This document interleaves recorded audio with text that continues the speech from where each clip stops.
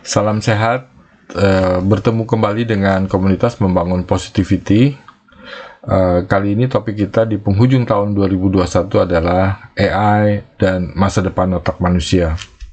Sejarah itu berulang katanya. Sejarah manusia dihiasi oleh kisah teknologi baru yang merubah peradaban. Era pertanian telah menghentikan kebiasaan manusia berpindah tempat dan akhirnya menetap di satu wilayah yang sama untuk berketurunan.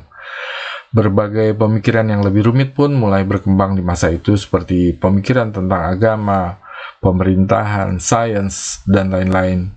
Lalu, era industri memindahkan orang-orang yang bekerja dari tanah pertanian ke pabrik-pabrik yang dimiliki pemilik modal.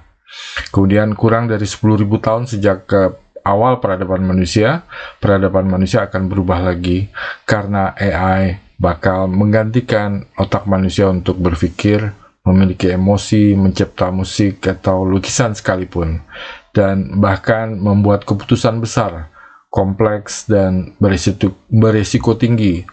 Lalu apa yang manusia kerjakan nanti? Jika kita tidak beradaptasi pada situasi yang menguncangkan itu, maka orang lain yang akan beradaptasi dan mendapatkan keuntungan dari setiap perubahan besar itu. Namun, how do you adapt? Kata Harari, filsuf dan sejarawan terkenal dari Hebrew University. Bagaimana caranya untuk memiliki kemampuan beradaptasi? Apa yang harus kita pelajari? Coding?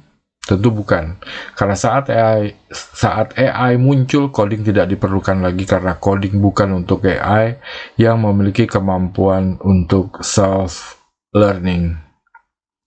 Harari mengingatkan kita juga untuk bersiap dan tidak menganggap enteng kemunculan AI di masa depan yang tidak terlalu lama lagi. Ia bilang, tidak ada satupun yang bisa memprediksi bagaimana rupa masa depan karena AI.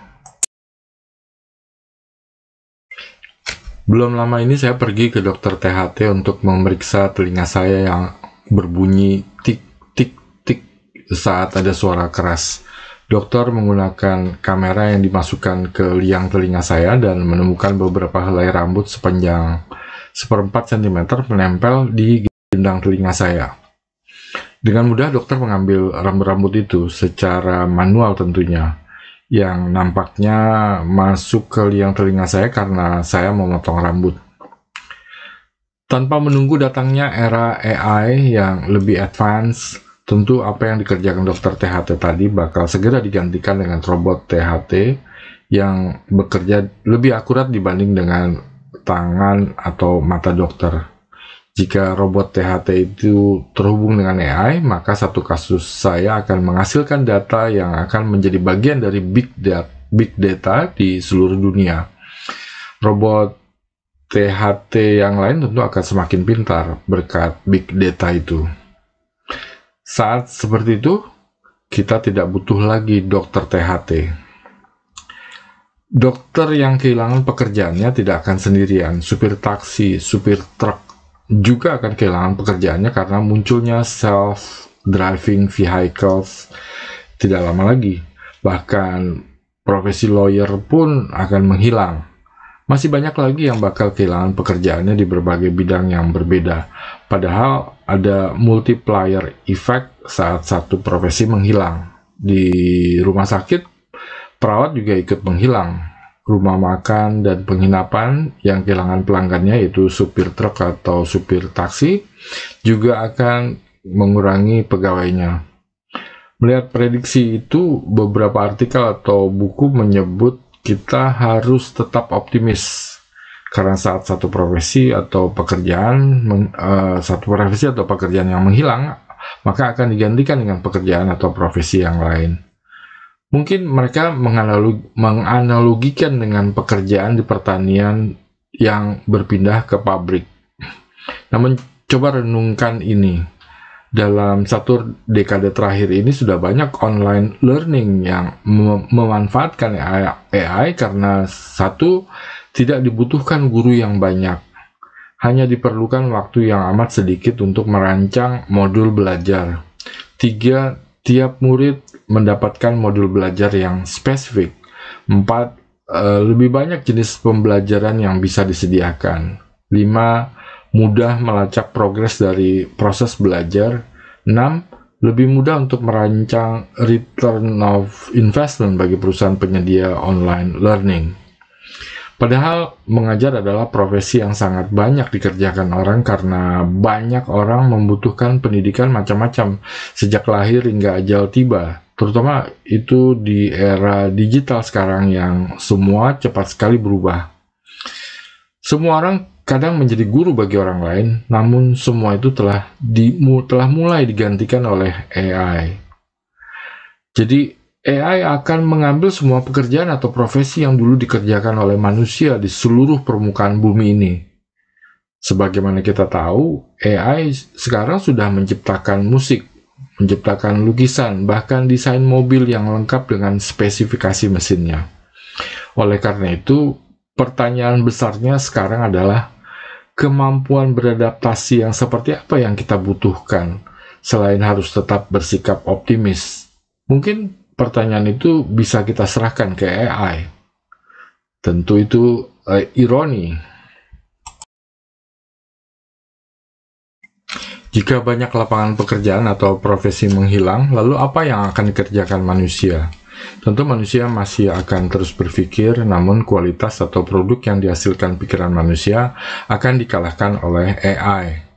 Di masa sekarang ini saja, kita menyerahkan otak kita pada Google Maps untuk melakukan decision making saat kita akan menembus jalanan kota yang tidak kita bisa prediksi kemacetannya. Kita juga menyerahkan otak kita pada mesin pencari Google untuk menemukan sumber informasi yang harus kita akses.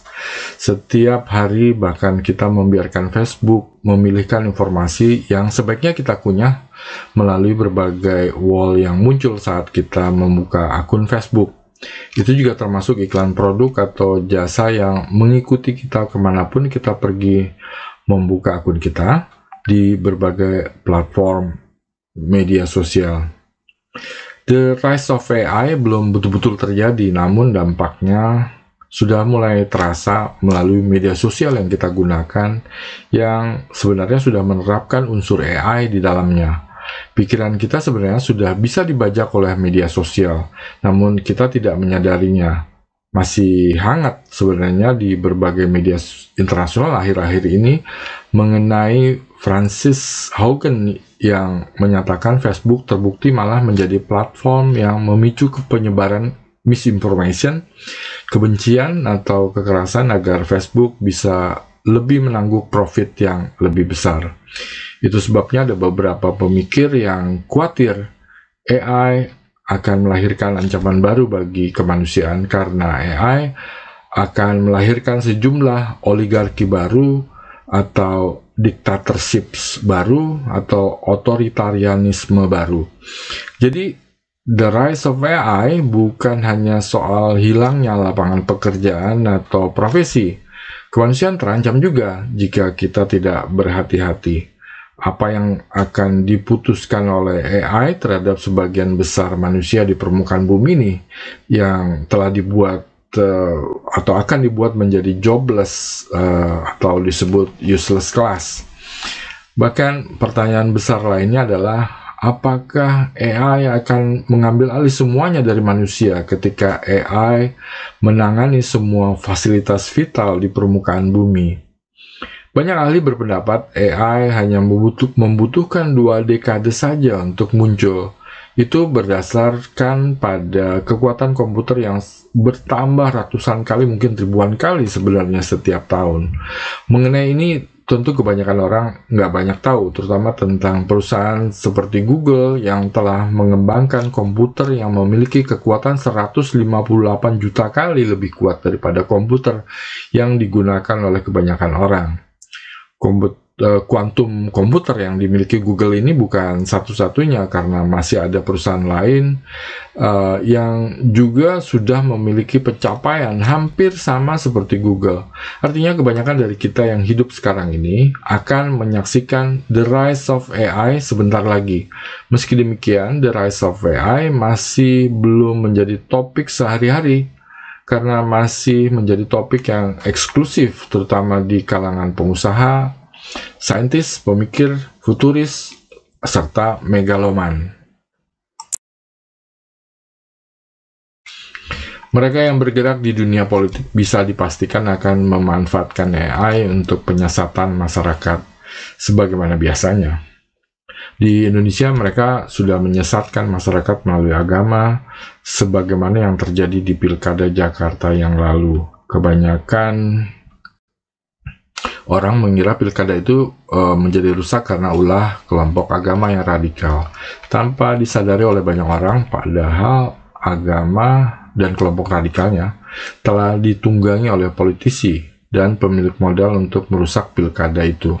Nanti AI akan ditunggangi juga oleh para pemilik modal beserta mereka yang berada di dunia politik. Dengan modal besar, mudah sekali untuk membajak otak masyarakat dan menyesatkannya. Bagi saintis, terutama mereka yang bergerak di bidang kesehatan mental, tentu the rise of AI menjadi concern mereka. Disruption bakal terjadi di berbagai aspek kehidupan seperti interaksi antar manusia sebagai makhluk sosial, brain hacking yang sekarang sudah terjadi, munculnya diktatorship baru, hilangnya lapangan kerja di berbagai bidang, hilangnya pemilu atau pilkada, ya pemilu dan pilkada pasti hilang karena adanya AI, dunia seni yang sudah dipenuhi oleh karya-karya dari AI dan lain-lain. Jadi apa dampak disruption itu pada kesehatan mental? Huge, kata para ahli. Tanpa AI, teknologi sekarang ini saja sudah menjadi pemicu stres yang baru. Multitasking menjadi keseharian kita, padahal itu memicu stres. Mengenai ini silahkan lihat video-video saya sebelumnya mengenai multitasking.